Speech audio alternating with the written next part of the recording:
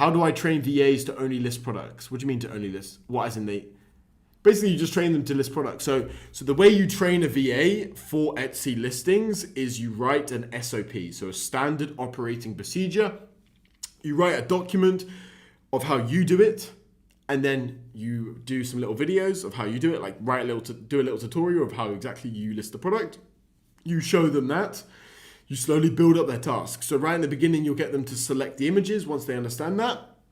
You get them to write the titles. Once they understand that, you get them to write descriptions. You slowly build up their tasks to the point that they're completely independent. That's basically how you train a VA, right? It's the same way you'd get taught in school. You get taught the basics, the foundational stuff, then you get taught on top of that, top of that, top of that, top of that, top of that, top of that. Yeah, makes sense? But training VAs is not necessarily hard. As long as you've got good VAs is more the hardest part, right?